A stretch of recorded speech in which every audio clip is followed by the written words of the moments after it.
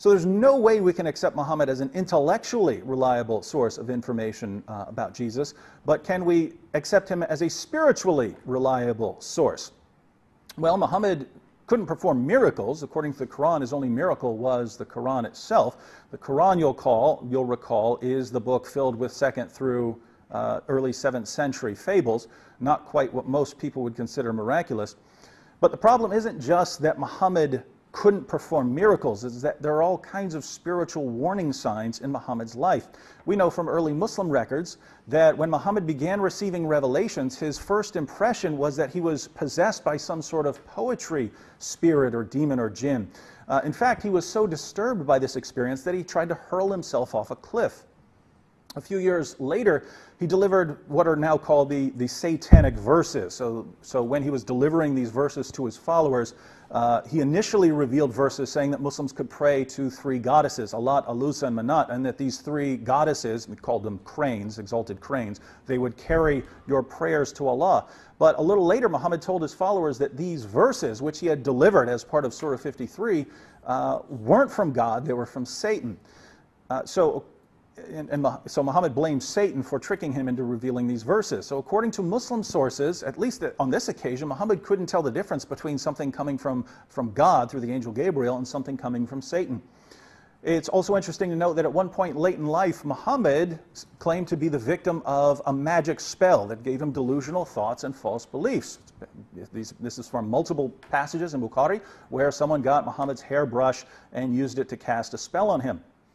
Now, in a lot of what David has just said, he is actually depending not on the Quran alone, but on stories that circulated among Muslims, and they were collected in Muslim sources. They're otherwise respected sources among Muslims. They are main books of Muslim beliefs and history and commentary on the Quran. But that doesn't mean that all of that information is correct. So for example, when it says that the Prophet Muhammad, peace be upon him, thought that he was possessed and thought that he was going to, he should commit suicide. All of these are stories in other books apart from the Quran itself. So he has to say that all of this information is absolutely correct and this proves something. But even if we take it that one of the Old Testament prophets responded with fear and misapprehension and confusion when he is visited by a theophany, when he sees a sort of appearance from God or an angel, well, that's very normal. If it happened to the Prophet Muhammad, peace be upon him, that doesn't disprove the nature of his revelation. In fact, it proves the contrary, that he is trying to be careful not to become an agent for the devil. He wants to make sure that he's actually getting a revelation from God.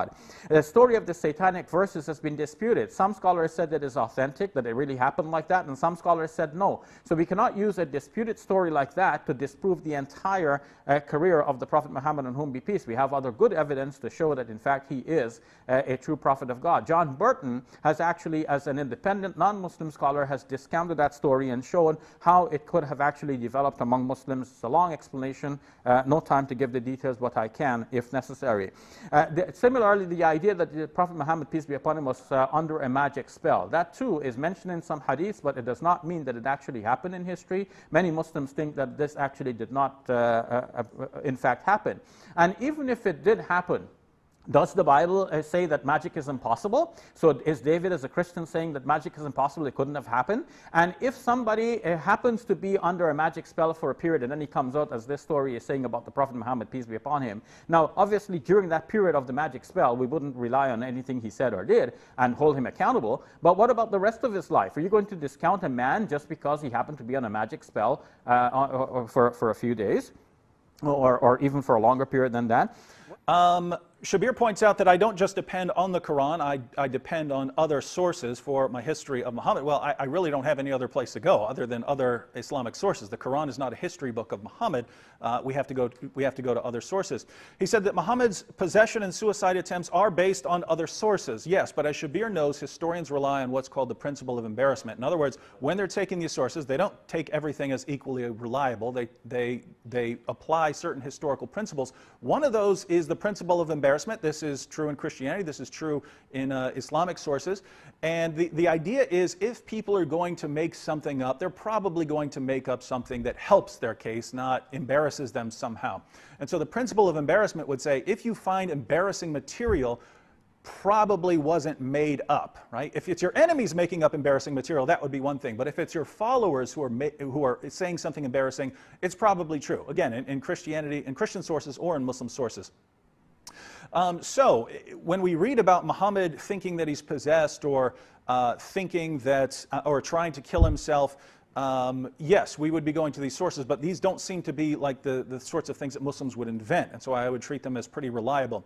The satanic verses story, Shabir says, is disputed, yes, but I have 37 Muslim sources of varying degrees of how old they are and giving variations of the story.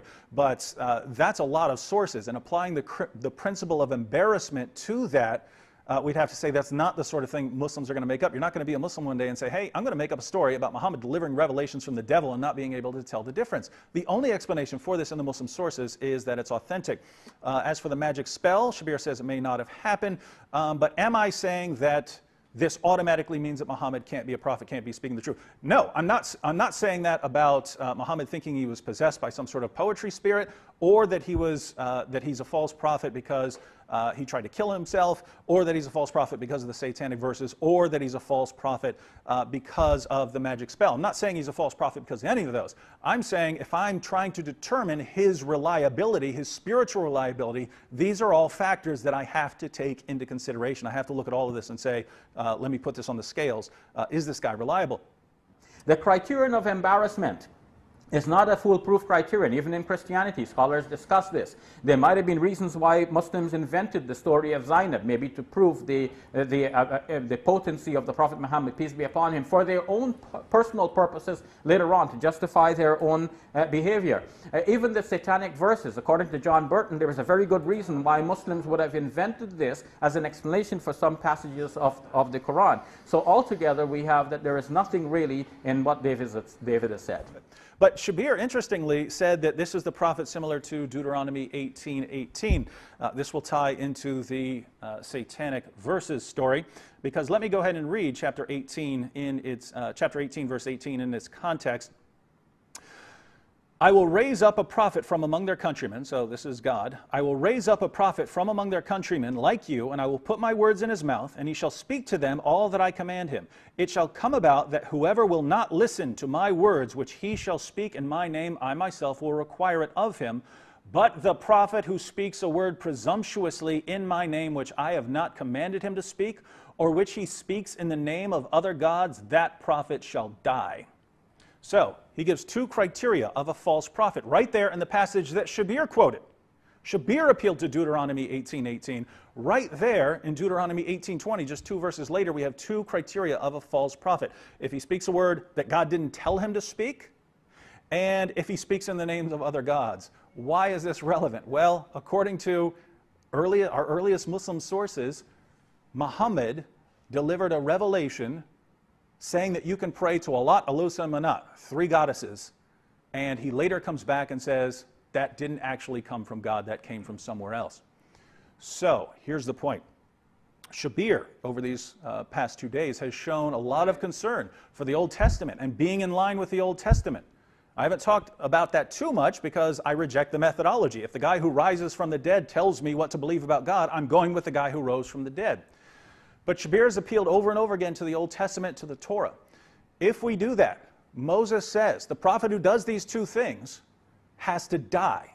And what this means is, if Muhammad had delivered the satanic verses, which he does according to Muslim sources, and it's not the sort of thing Muslims would invent, if Muhammad had done that during the time of Moses, Moses would have told the people to pick up stones and stone him to death as a false prophet. Fortunately for Muhammad, he wasn't in the time of Moses. He was among pagans where he could get away with that. But if we're talking about whether Muhammad is in line with the Torah, and the Torah says he would have been killed, probably not someone we can trust to talk about Jesus. Of course, that goes back to what I said before. David, you are relying on one particular story which may have been invented. According to John Burton, there's a perfectly good reason why Muslims would have invented that story. So why would you just simply go by the one version that would be critical of the Prophet Muhammad, peace be upon him, without seeing the entire set of proofs for the Prophet Muhammad as the Prophet of God? All right, well, you asked why I would believe this story when there are perfectly good reasons to make this up, but you've only cited John Burton, and John Burton believes that pretty much all of Islamic history was invented as explanations for the Quran, and I don't take that seriously. I have a little bit more confidence than he does in the ability of Muslims to do history. As far as the good reason, there's no good reason. I mean, you can apply that and say, you know, in order to explain Surah 22, verse 52, that, you know, they needed some background. You could invent all kinds of stories. You could invent all kinds of stories. The idea that Muslims, in order to explain a verse of the Quran, would say, yeah, Muhammad had to deliver a revelation from the devil in praising three goddesses and saying we can pray to them, and then he has to come back and say the devil tricked me into doing that. It's just false. God, I mean, you don't need that as an explanation. So just the fact that it's in so many Muslim sources points to an authentic original.